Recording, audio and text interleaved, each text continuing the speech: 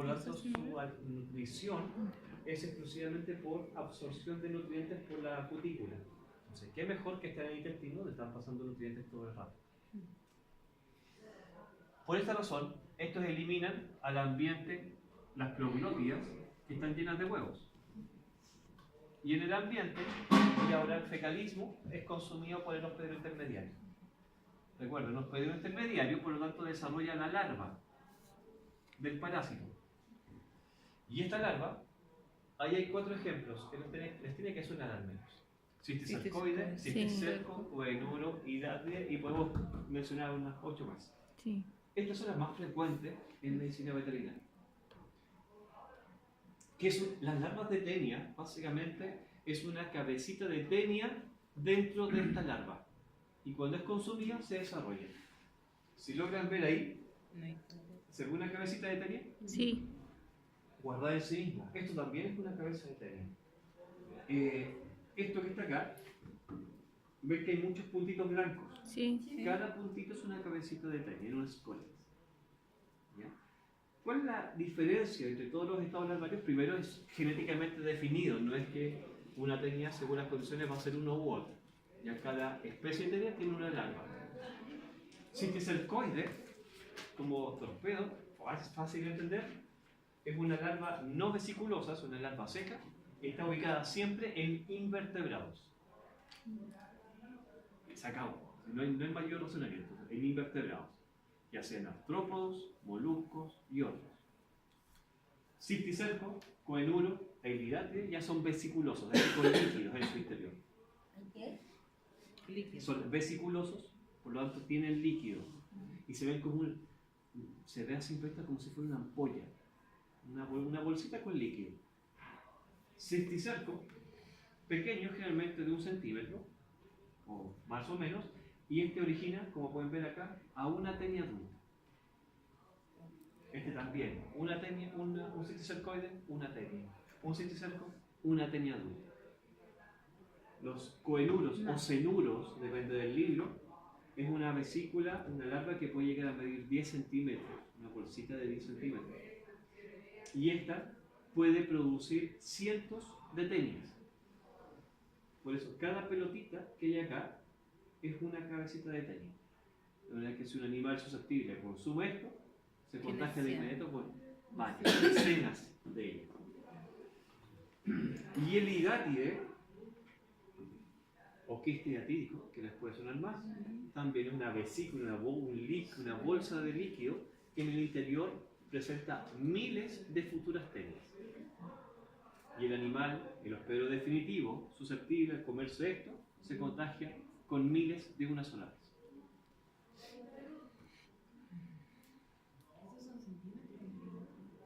Esto, centímetros. Esto puede llegar a medir 20 centímetros. Esto, 20 a 25 en caso extremo. Entonces, simple, las larvas se ubican en cualquier tejido u órgano que no sea intestino, porque si no se puede caer. Entonces se puede ubicar en cualquier lugar y por lo tanto la única forma de llegar a esto es el consumo, que este se coma este. Eso se llama por el concepto carnivorismo. Ya es un ciclo y se acabó. Lo único que hay que cambiar después es el individuo que está acá arriba y el que está acá abajo. Y el ciclo se respeta para todos los casos.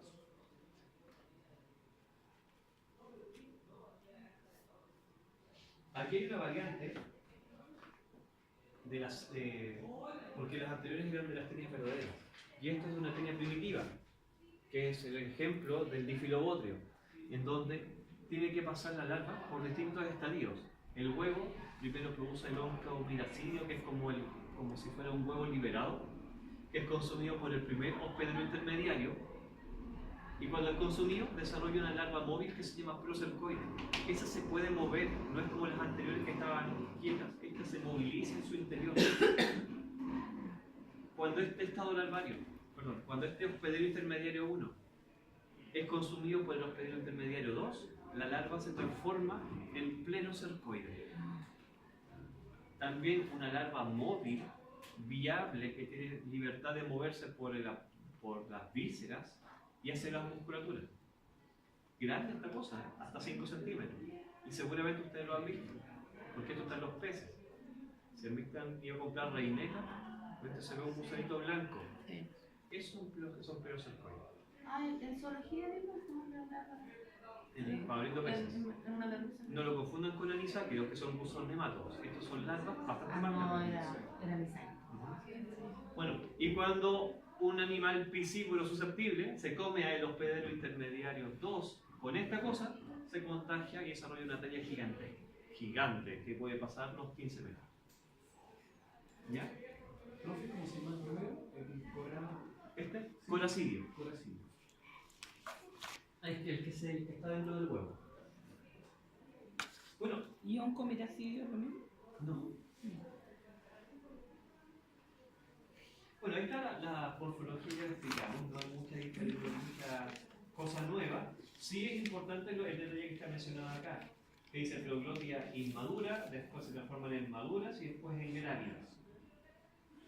Porque a medida que van creciendo, primero son inmaduras porque no tienen el aparato reproductor desarrollado. Después las proglottias maduras porque ya tienen el aparato reproductor tanto masculino y femenino.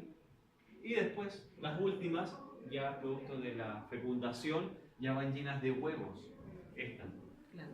Y por eso se llaman grávidas como estado de gravidez.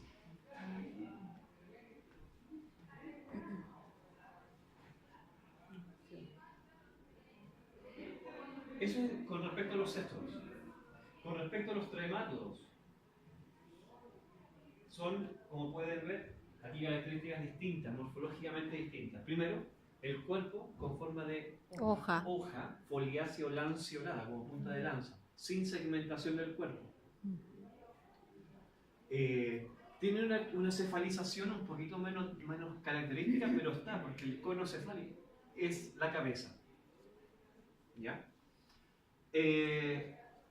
Y la diferencia con el anterior es que este sí tiene tubo digestivo, pero incompleto. Es decir, existe boca, no existe ano.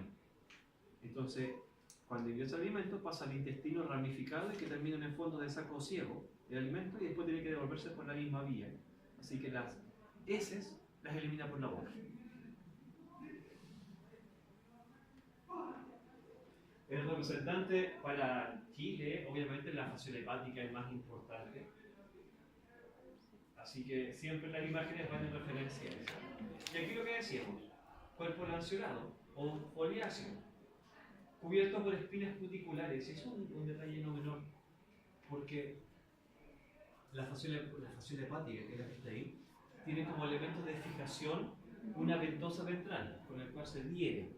Pero además tiene espinas cuticulares como elemento de fijación, y todas estas apuntan hacia atrás, de manera que cuando la fasciola llega al canalículo biliar, que es su órgano blanco, no puede ser arrastrado por el flujo natural de los jugos biliares, porque con las espinas se ancla y siempre va avanzando. No sé, imagínense un gusano no pequeño, de 3-4 centímetros, en los canalículos biliares con espinas. Entonces el trauma en el conducto no es menor.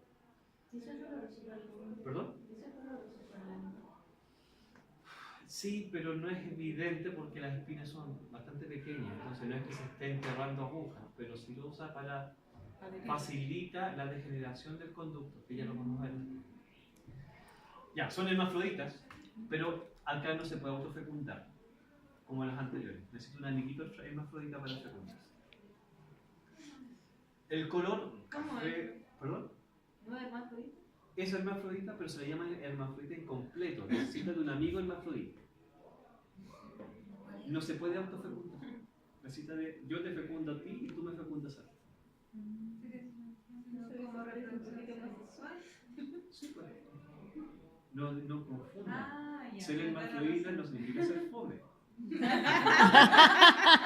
doble sistema de reproducción. Claro. Ya sigue siendo reproducción sexual. Ya. No es fome.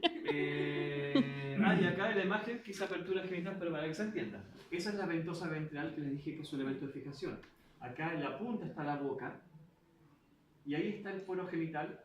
Ahí solamente se ve uno, pero están los dos juntos, el masculino y el femenino están en el mismo lugar. Así que también fácil de reconocer un tremátodo.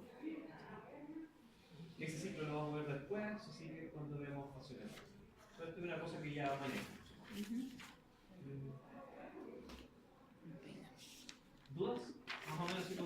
pincelada muy general?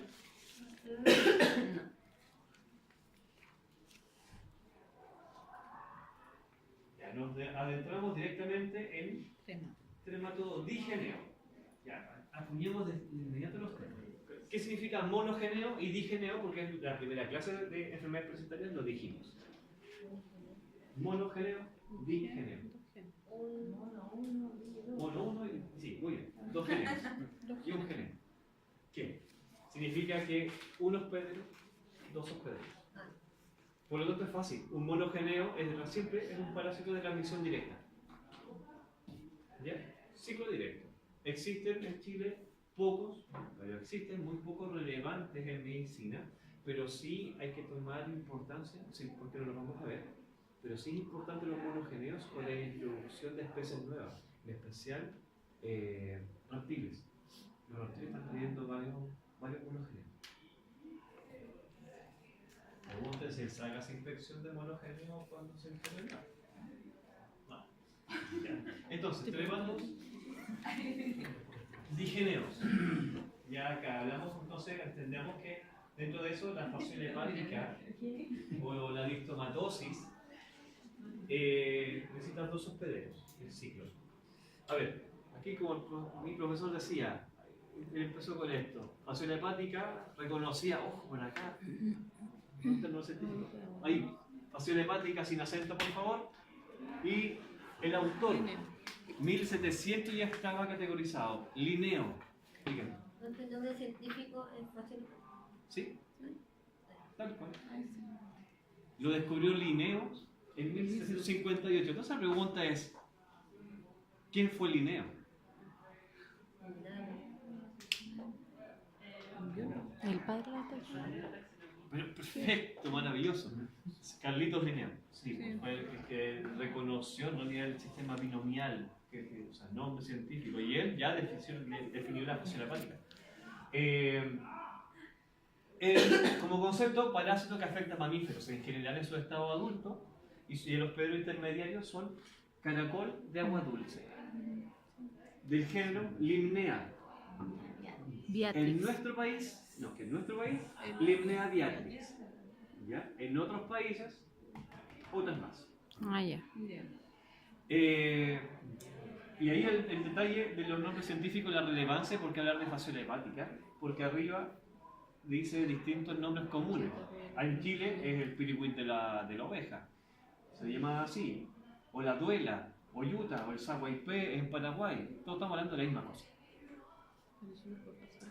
La ubicación, órgano blanco, los conductos biliares, no hígado, conductos biliares.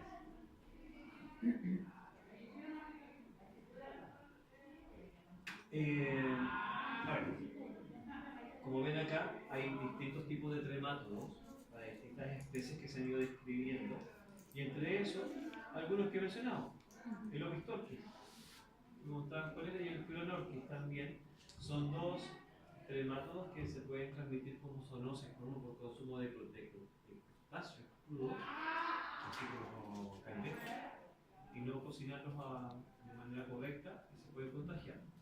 Y eso en Ecuador. ¿Anda en Chile, no? No, en Chile no están. Por eso siempre cuando hablamos de listomatosis en Chile nos vamos a referir siempre a la fascia hepática.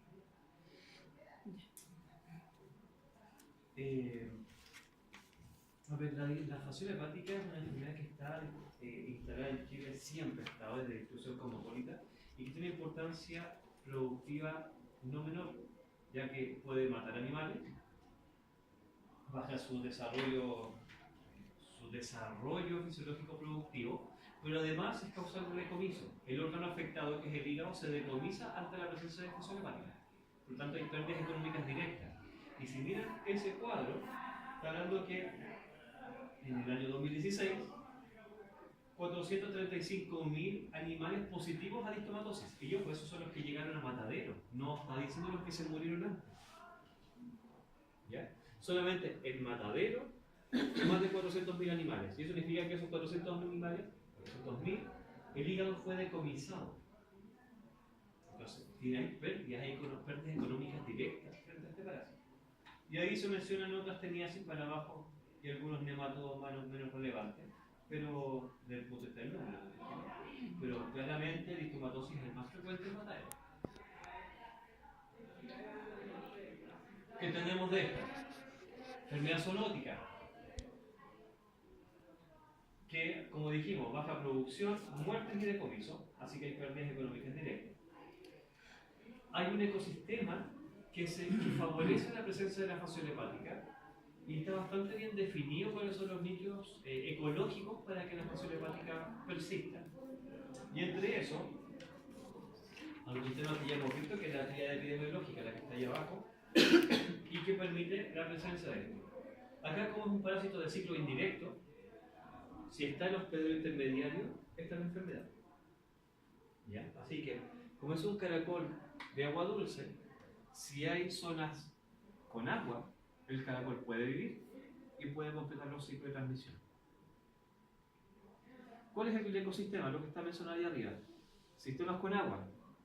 Agua, pero ojo, importante, agua de curso lento, pero que haya curso, no agua estancada.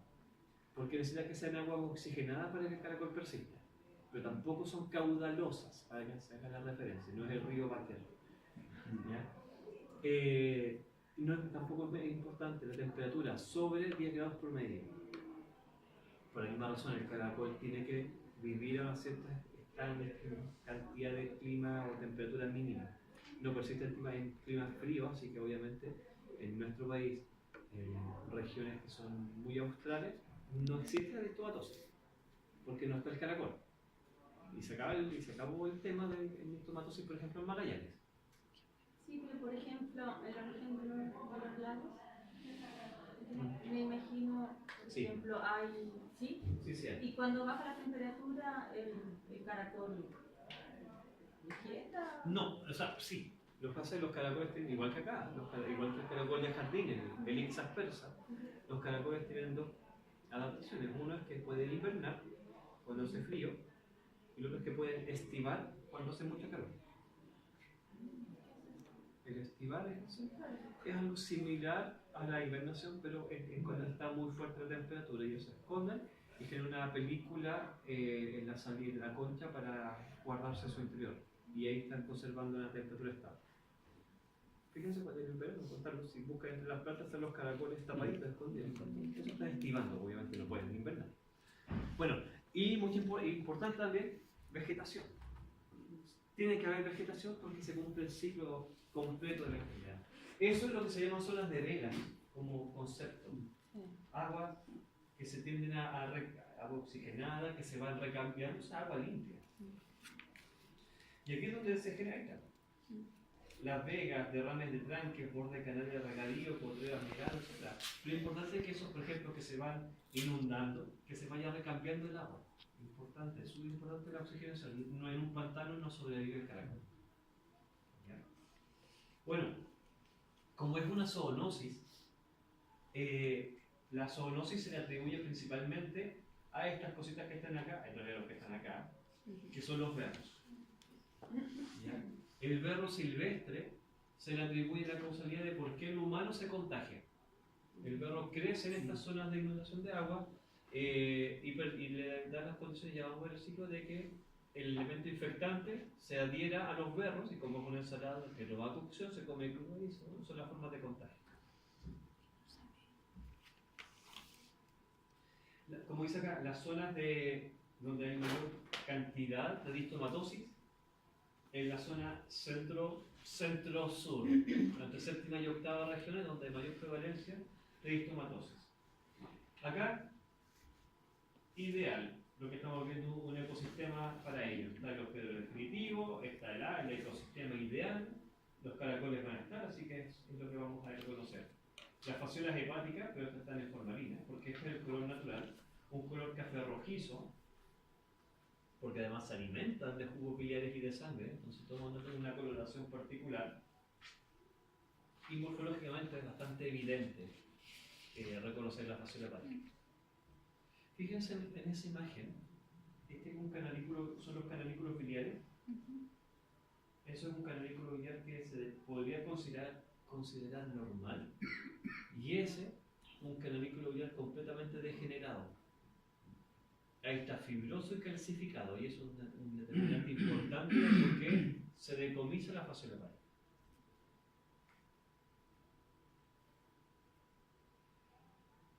El ciclo de la fascia hepática, si bien es, ya lo dijimos, hospedero definitivo, cualquier animal, el víboro, por ejemplo, un bovino, una oveja o el humano también incluyendo. Después llega al hospedero intermediario y después vuelve para. Algo similar a eso, pero en realidad es un poquito más larga esta cosa. ¿Ya? ¿Cómo ocurre? El hospedero definitivo, que tiene fascias hepáticas adultas en los cavernícolas biliares, libera huevos al ambiente. ¿Por qué vía lo elimina? Si está en el conducto biliar.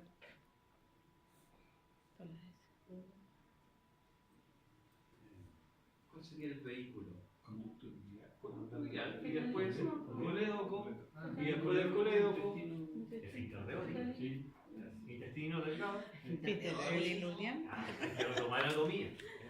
Entonces después, eliminación por las heces. El huevo, característico, morfológico, así que lo vamos a identificar, fácil de ver.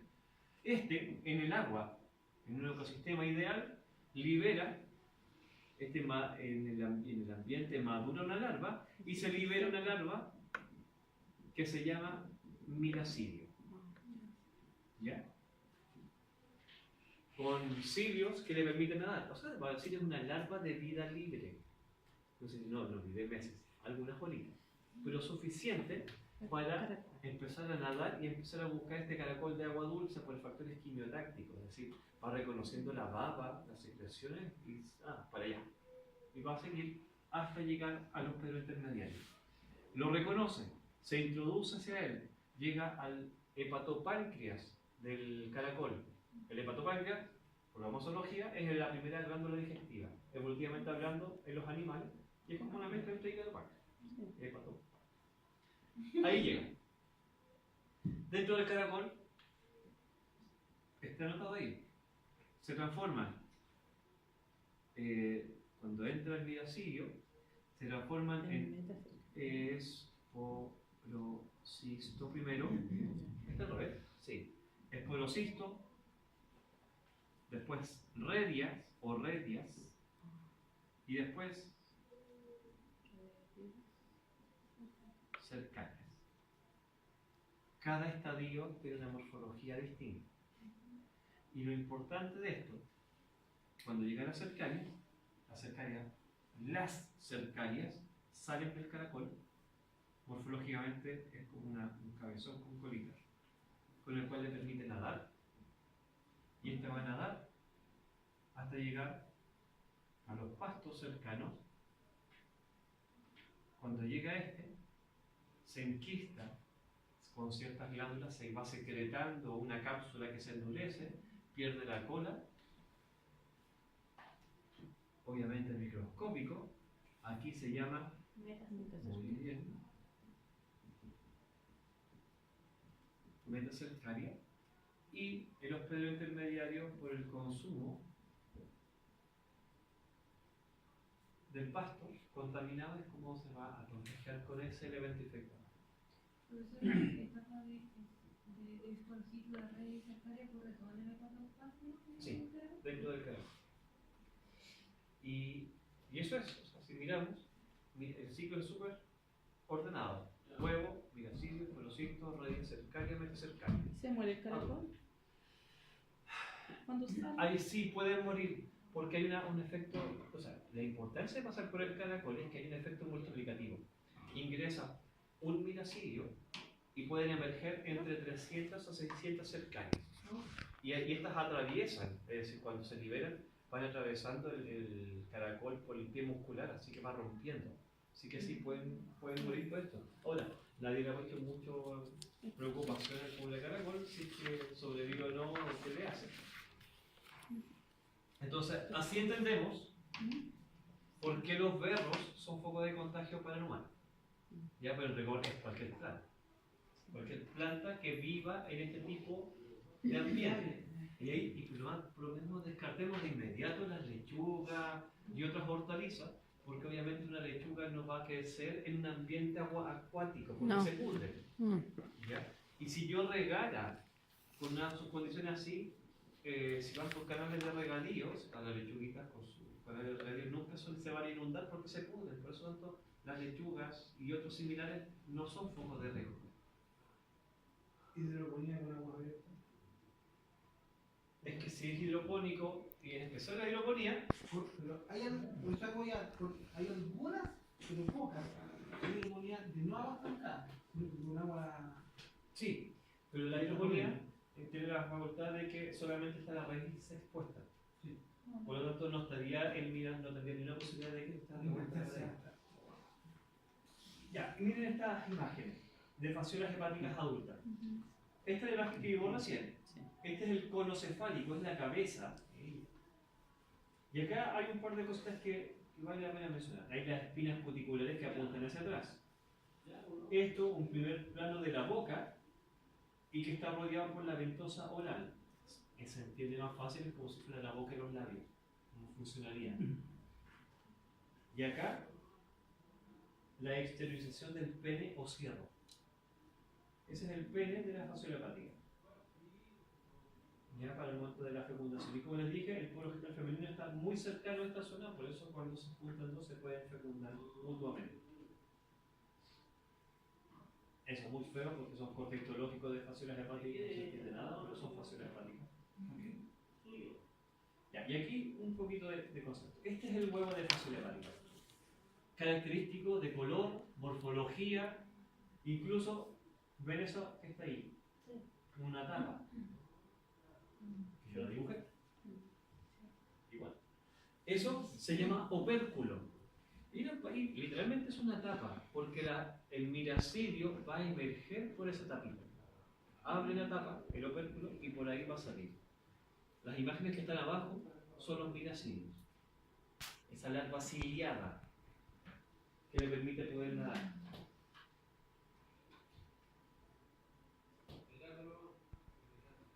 Esa es un miracidio. El caracol. ¿Cómo reconocer este caracol? ¿Cómo asustarse? Bueno, está bien definido ya entre eso, y ahí está la normativa. Primero que es muy pequeño este caracol, 5 milímetros, 6 milímetros de concha, con la apertura de la concha al lado derecho. Y es un detallito que se le llama una dextrorotación. Ustedes saben que los moluscos, en especial los gastrópodos, ¿ya? La concha helicoidal tiene un giro que puede ser hacia la izquierda, y en este caso, en la mayoría son hacia la izquierda, en este caso es hacia la derecha. Entonces, y hay una manera fácil de cómo reconocerlo en terreno. Miren eso, acá. Ahí está mostrando que cuando va generándose a la derecha, la apertura queda al lado derecho, y es simple el ejercicio de colocarlo en la mano con el látex, con la punta hacia arriba, y debería quedarse al lado derecho. Si está hacia el otro lado, es otra especie de caracol, y no es transmisor de fasciola hepática. O perdón, no es hospedero intermedio.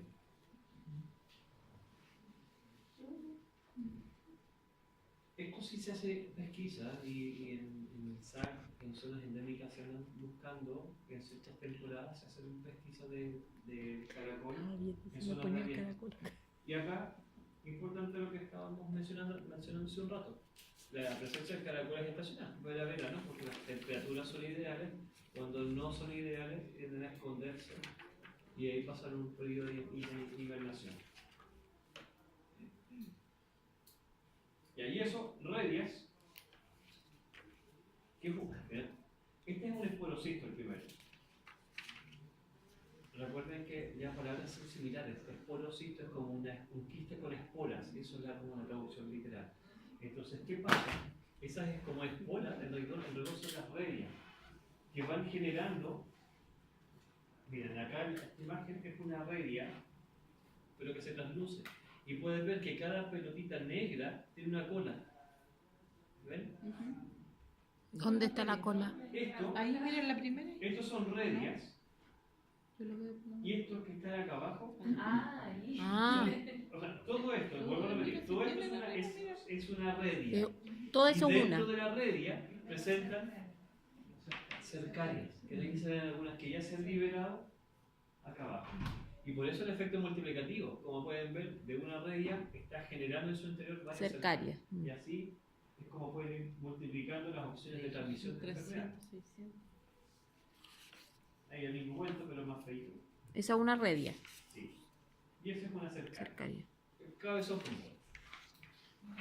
Ahí, ¿por qué se llama el pirulín? Eso, ojo, es más, se puede ver casi 1 milímetro, así que se puede ver. Ojo, pero una lupa se da. Sí se puede reconocer. Y en el caso de las metacercarias, son bastante pequeños. No es para ver los ojos desnudos, pero sí se puede ver con una lupa de mano. Y ahí pueden ver ese pasto, que hay pequeñas pelotitas pegadas. No es sacable, si se lava no se van a remover, a menos que estén fregando cada hojita. Con el cloro y desinfección sin problema, así que tampoco una manera de prevenir esta cosa. La imagen que está al lado con microscopía más aumentado se ve bastante bien. La metacercaria es distinta. Y fíjense que esta imagen igual está buena, porque si miramos hay 1, 2, 3, 4, 5, 6, 7, Como 14. Como 13, 14. 13, 14 más o menos. Bueno, en ese pedazo, y eso no debe tener más de 1 centímetro cuadrado. Entonces, cuando un animal está comiendo y una Come vaca, un ¿cuánto montón. come una vaca Tienen. diariamente? No sé. En materia seca, entre 20 a 40 kilos de materia seca. ¿Diario? Sí. Entonces puede comer una cantidad gigantesca de pasto en zonas 20, 40 contaminadas kilos materia seca. y, No tengamos. y contagiarse algo. Bueno, a ver, eso que está ahí es un poquito entender el ciclo. Ya. Y con eso, yo sé que es medio latero ver los números, pero se entiende, al menos se van a comprender varias cosas. Entonces, imagínense, acá tenemos un animal, come metacercarias. Sí. A los primeros 24 horas ya está, como dice ahí, penetrando la pared intestinal. Es decir, desde el intestino hacia el hígado, la migración es rompiendo todo hasta llegar al hígado. Rompe la pared intestinal, rompe peritoneo, rompe después la cápsula de Gleason, que es la cápsula que protege al hígado, rompe el parénquima para llegar al canal biliar. Así que va rompiendo todo. Ya. Y como dice ahí, en las primeras 24 horas ya está rompiendo el intestino. Claro, es microscópico, pero va rompiendo. Pero si son Entre 3 a 4 días se demora en migrar por el peritoneo. Y ahí ya empieza la parte más lenta. Cuando ya llega al hígado, 6 semanas en migrar a través del parénquima hepático para llegar a los canalículos biliares y se demora 4 semanas en madurar, madurez sexual. ¿Qué significa eso? Que si empezamos desde que entra la metacercaria, es consumida, hasta que logra tener madurez sexual, pasan alrededor de entre 10 a 11 semanas. ¿Cómo se llamaría a ese periodo? Porque si hay madurez sexual significa que después van a tener huevos y producir huevos. ¿Cómo se llamaba el periodo desde que ingresa el parásito hasta que empiezan a salir? Es que según yo, ¿No? No. Era ¿Cómo se llama esa fase de...? no, No es latencia. No. prepatencia. No. Prepatencia. ¿Por qué le menciono que dentro de estos pasos estamos hablando de 3 meses? Un animal positivo puede tener sintomatología sin tener evidencia de huevos en las heces. ¿Ya? Y recién acá empieza a producirse la liberación de huevos, el cual el huevo en 2 semanas madura el miracidio, y de ahí en el caracol todo el proceso que les mencionamos de multiplicación, 7 semanas, son 9 semanas en total en el ambiente, desde que el huevo sale hasta que están las metacercarias libres. Así que en condiciones de temperatura ideal estamos hablando de que esto demora todo un ciclo alrededor de 5 meses, de metacercaria a metacercaria. Obviamente estas condiciones según temperatura pueden variar. Si hace más frío, el huevo no demora 2 semanas, sino puede demorar mucho más. Si no hay caracol, las larvas que estaban migrando no tienen para dónde ir, así que van a morir. ¿Por qué vemos eso? Esto es un modelo predictivo, pero al menos se comprende. Ya, se ve feo, pero no es tan terrible. Porque fíjate acá, mira una cosa simple, miren, desde enero hasta abril aparecen muchas metas cercanas, porque el primero de ya después que vamos para atrás, están en esa fase, los huevos. Que saben que encontraron el caracol, se están produciendo metas cercanas. Las fasiones hepáticas empiezan a producir huevos, que muchas van al ambiente, pero en un ambiente que es frío el huevo no madura. Se muere más. Entonces permanecen sin maduración. Y cuando las condiciones ambientales cambian, de septiembre en adelante, empiezan a aparecer las primeras larvas. Y después las cercarias, etcétera, etcétera. Se dan cuenta que va al menos una coherencia con respecto a las temporadas de primavera y verano, como van apareciendo. Entonces uno podríamos con esto más o menos decir o a entender de que si estamos en septiembre, o ahora estamos en noviembre, estamos aquí en esta fase 2. Y si hay muchos miracidos en el agua, entonces yo sé que y de pronto está la cercaria, y la cercaria va a estar acá, entonces es un periodo de que esas aguas están dando vueltas, el caracol está dando vueltas por ahí, entonces es una fase de contaminación en el ambiente.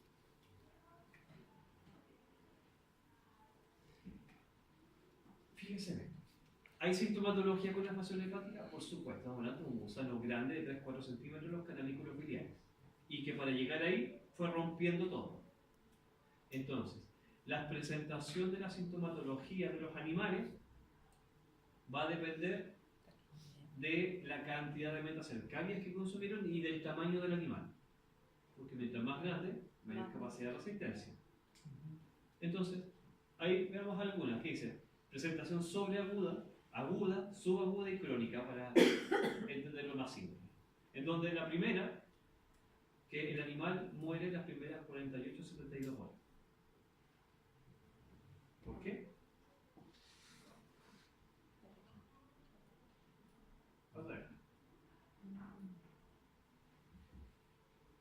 Significa que ese animal, y como decía ahí, en general es más fácil de entender en planetas pequeños, que comió una gran cantidad de metacercarias, entonces no es una fascia hepática juvenil que va rompiendo, sino un ejército de gusanitos que van a romper el intestino, peritoneo, que van a producir una peritonitis. Como vienen del intestino, van arrastrando también flora bacteriana, así que la infección del peritoneo, por supuesto peritonitis, es inmediata, y los animales en 48 horas o 72 horas van a morir. ¿Y qué se ve clínicamente? Nada, por el animal se murió. Si no había evidencia de nada. Había que ver el hígado. ¿Y qué veríamos en el hígado? No alcanza a No llegar. Ni siquiera llegaron al Ah, hígado, verdad. ¿cierto? Se murió. Y eso es cuando, si después de toca, o han estado, Sí, cuando hay rebaños de ovinos, y de repente cuando va siguiendo, oye, hay uno muerto, ya que se murió, y ahí está la carroña, y nadie sabe por qué se murió. Se murió nomás. Y en una necropsia, ¿cómo podríamos hacer? Podría hacerse con patología la destrucción del intestino, porque claro, van para haber zonas de perforación, y debería haber hemorragia, y la peritonitis que también se pueda reconocer. Ahí hay unas fotos que vamos a ver después. Entonces la forma peraguda es fácil de entendible. Y de ahí después empezamos a avanzar, depende de las cuantías y tamaño, en la forma aguda, que también puede llegar a morir, pero no en 48 horas, sino en algunas semanas. Al menos ya va a haber sintomatología de alteración. Y después ya la subaguda, que en realidad la sintomatología es bastante menos evidente, pero hay algo, pero no se me muere nada. Y al final, la forma crónica, que al final de cuentas, esta es la más frecuente que se va a identificar. Esto es lo más fácil que pasa. Es decir, que el animal fue consumiendo metacercaria, fue capaz de tolerar esa infestación, la fasciole hepática llegaron al hígado, y puede soportar esa carga parasitaria. ¿Hasta cuándo? Cuando llegan a matadero, y ahí se hace evidente el daño hepático. Pero como órgano noble que es el hígado, y que todos lo saben, el hígado puede soportar harto daño.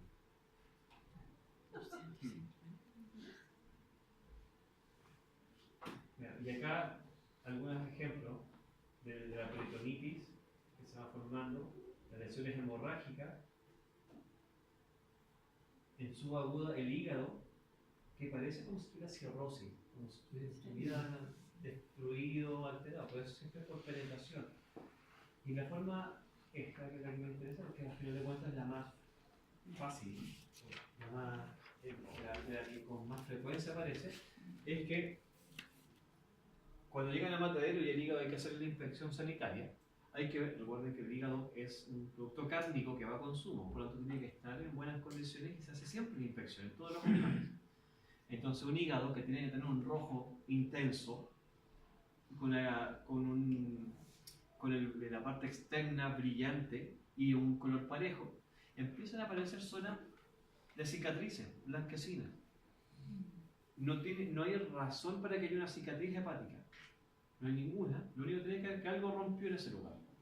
Por lo tanto, cuando hay sospechas, o sea, se ven las cicatrices hepáticas, que se ven blanquecinas, este color rojo intenso, ahí es donde se hacen los cortes de búsqueda de fasciola hepática en el interior.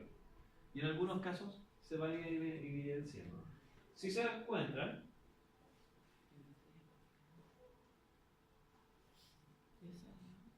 encuentran, es causal de decomiso.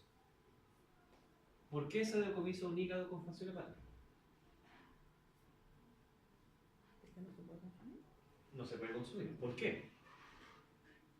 Hay transmisión. ¿Qué pasaría si un hígado va a consumo sin inspección veterinaria y en una palita se la come así como frita, así suavecito, o sea, cruda, y va una fasciola hepática escondida ahí? ¿Qué significa que si te comes la fasciola hepática, van a ir huevos? ¿Hay un riesgo de transmisión o no? Si usted come un huevo de fasciola hepática, ¿se contagia? No, porque no está con alcohol.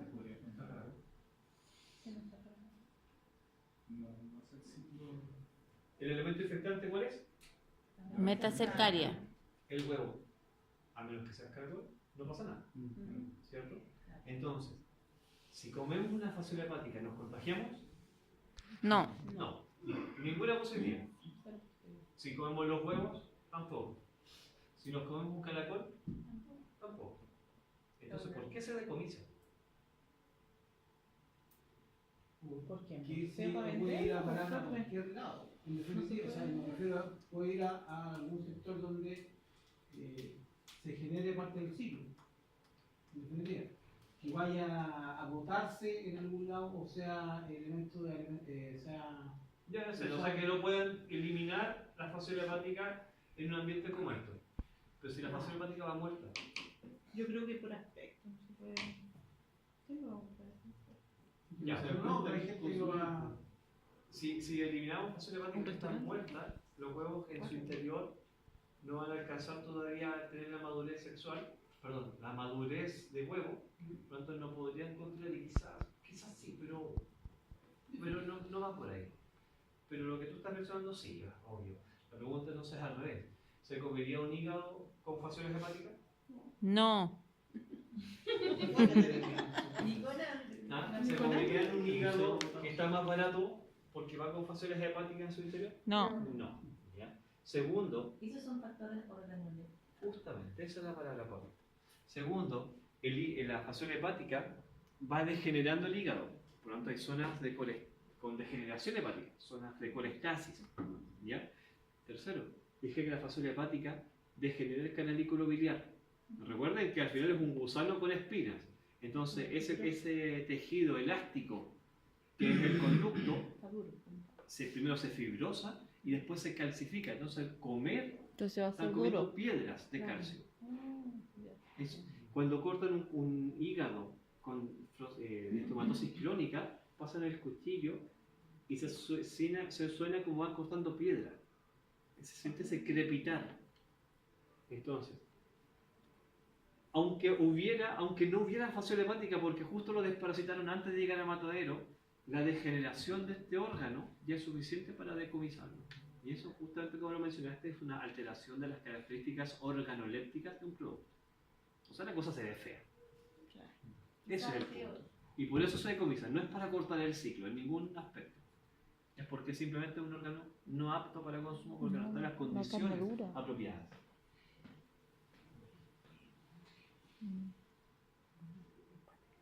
¿Y eso después, disculpe, se vende como para comida de pez? No, se decomisa. Y cuando se decomisa va a destrucción. ¿Ya? Por concepto el decomiso es eso. No hay variante. No, por supuesto. Todo lo que está hablando esto es, o sea, si hay inspección veterinaria es porque estamos en un matadero. Si es que esto se hace en la casa, sobrepasa todas las fallas, todas las falencias. Eso que están viendo ahí es un efecto de daño crónico que se le llama el edema submandibular. Y en rigor hay edema en todas las partes de zonas de declive. Submandibular, pecho, abdomen. Se ve, ¿cierto? Se ve la papada. Sí.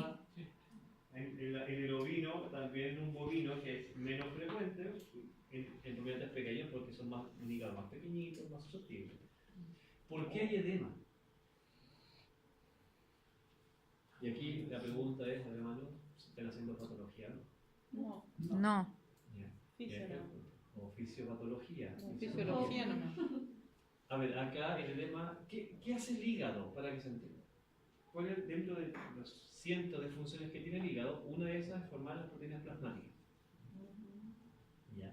Si el hígado, con daño crónico, no es capaz de sintetizar las proteínas plasmáticas, significa que en la sangre hay menos proteínas, y eso significa una caída del concepto que también suele, la caída de la presión oncótica. Sí. Por lo tanto, como la presión oncótica disminuye, hay extravasación del líquido que está dentro del vaso sanguíneo hacia los tejidos cercanos. Sí. ¿Ya? Eso significa ascitis, si es abdominal interno, o edemas en otras zonas, como lo pueden ver, en zonas de declive, finalmente.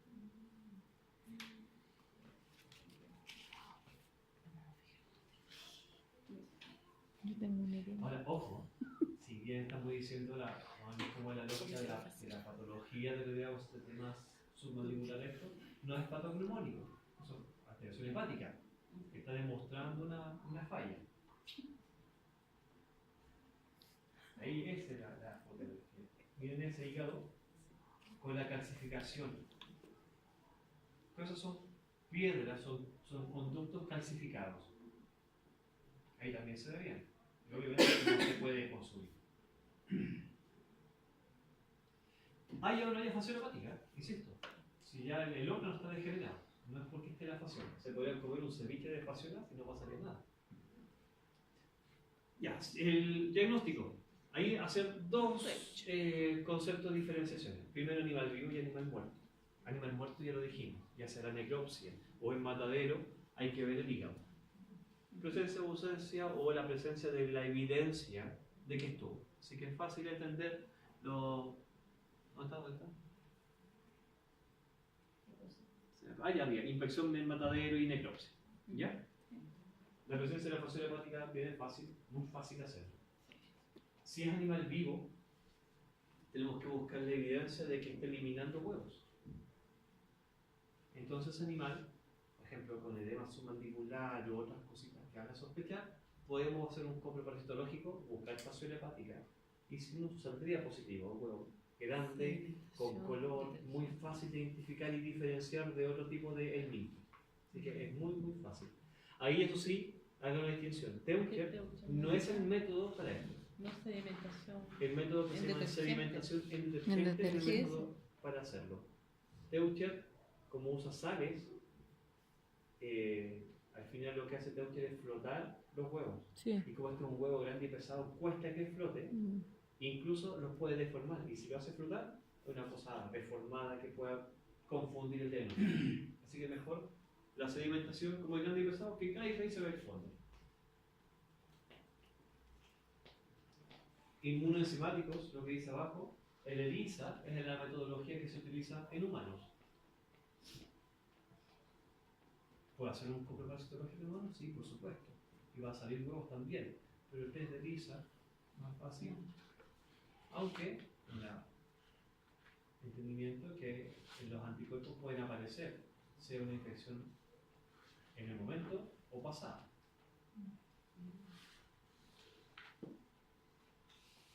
Ya. Y si bien son datos viejos, sí demuestran cuál es la realidad nacional, con presentación de distomatosis. A ver, suena lógico, varios. Entre eso, 30% en bovinos, 2% en ovinos. ¿Por qué? O 0,7 en cerdos. ¿Pueden justificar los números o no? Por la cantidad que se come. ¿A qué se refiere con el ambiente? Se acerca. Yo creo que por ahí. Como caballo grande. No come cuánto el cerdo. ¿Por qué? Sí, tiene razón, pero ¿por qué tan poco porcentaje de cerdos positivos? Además, porque el 95% de la masa porcina en Chile es intensiva. Entonces, ninguna opción de andar comiendo pastitos en el patio y ser feliz. ¿Ya? Qué triste. ¿Por qué en los bovinos un 30%? Bovinos de carne, que obviamente los sacan a pastar en lugares de riesgo. ¿Dónde está la masa ganadera bovina en Chile? Centro-sur, ¿no es cierto? Séptima, octava, novena, ahí la masa ganadera de carne está ahí, entonces obviamente van a ser más positivos. 2% en ovinos. Y ahí nos podríamos confundir. ¿Por la zona fría? No, está más al sur. Eso es. ¿Por la zona fría? Porque se va a No. desarrollar en... La mayor masa ganadera ovina en Chile está en Magallanes, ¿cierto? Por lo tanto, como ahí hace frío, el caracol no existe y se acabó el problema. Pero los ovinos que están en la zona centro-sur sí están con un porcentaje de positividad. Caprinos, mayor porcentaje. Los caprinos, pensemos que en ciertas poblaciones, ciertas zonas son de mayor riesgo, pero además lleva por otra cosa. La esperanza de vida de un caprino es mayor que la de un ovino. Porque pueden, en especial la zona de cuarta región, son para leche. Y después los matan a matar. Entonces, la expectativa de vida también es un factor de riesgo. Así como matadero. ¿Te parece? Vamos a decirlo bonito, políticamente correcto. Bueno, caballos, 6,8. El porcentaje bajo, pero está. Camellos andinos, también porcentaje muy bajo, también si es que van a matar esto. Todos datos de matadero. Y es importante y no es menos lo que mencionar. Y el conejito, ¿los conejos se contagian con esto? Potencialmente sí. El punto es que un conejo silvestre le hace una infección y todas estas cosas. No.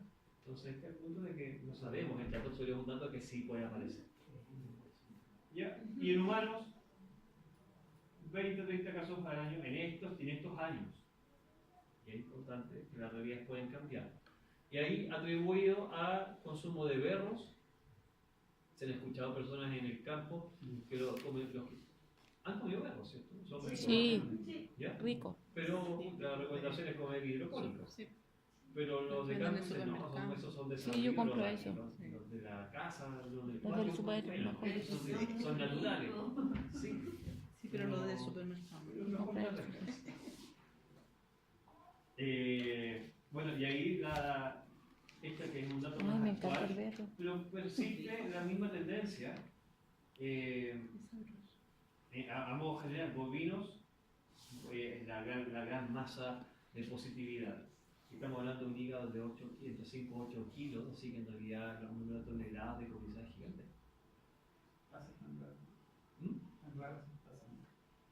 ¿Cuántas?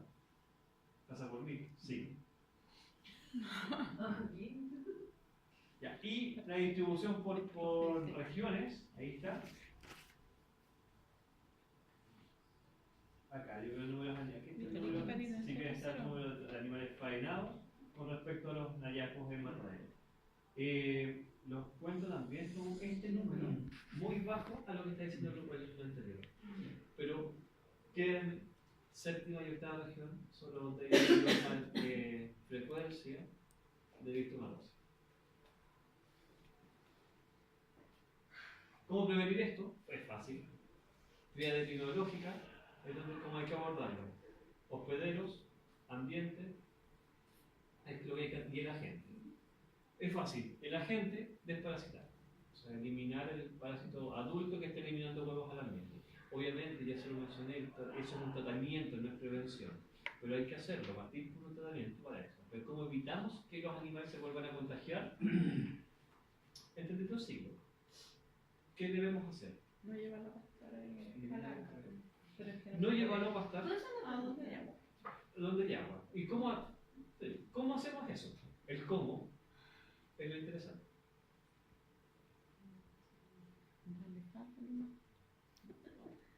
Pero se puede, incluso está mencionado. ¿Qué hacemos? Primero, ¿podemos drenar esas zonas inundadas? Sí. Sí, podemos hacer tratar de hacer ciertas zonas que se inundan, o rellenarlas, o tratar de que haya un drenaje para que no se estanque el agua. Si no hay agua estancada, o sea, agua que se va inundando en ciertas zonas, el caracol va a durar muy poco. Y eliminamos el caracol de forma indirecta manejando el ambiente. ¿Y no ¿Puedo hay una forma cercar directa de eliminar el caracol? directa? Sí. Sí. Pero sigamos con el tema. Moluquicida, ¿Yo puedo dice. cercar zonas de riesgo? Sí, pues yo puedo poner un cerco delimitando que los animales no se acerquen a zonas que yo sé que se inunda el agua, por ejemplo. Si no puedo drenar. Puedo, y una cosa que también puede darse, en especial en zonas de regadío, desmalezar, ya sea con matas malezas u otro, sacar 1 metro de pasto de una zona de agua. Porque Ah, si bien claro. el caracol está, la cercaria está dando vuelta, si no encuentran los pastos, se van a transformar en mente cercaria, pero van a caer al lodo. Y ahí es muy poco probable que se contagie. Todo esto se puede hacer, se puede recomendar, lo que depende son las lucas y la logística de que se puede hacer. ¿Cómo eliminamos el caracol? Primero, molusquicidas. Se pueden aplicar con el riesgo que las molusquicidas conllevan. Primero, los molusquicidas generalmente tienen un sabor rico y otros animales también se los comen. Así que las intoxicaciones hay que siempre tenerlas en cuenta y precaución con eso. Segundo, con ciertos árboles podemos cambiar el pH y el caracol no se ve favorecido. Por ejemplo, el pino y el eucalipto cambian el pH del suelo y el caracol Pero eso cambia todo el suelo. con todo lo que conlleva esto. Si por eso todas las cosas que estoy diciendo y después uno hace con criterio qué se puede hacer y qué no se puede hacer. Pero la cosa es que se puede. Ya, y por último, lo que decía los tratamientos, los fasciolicidas. Ahí hay mencionado solamente 3.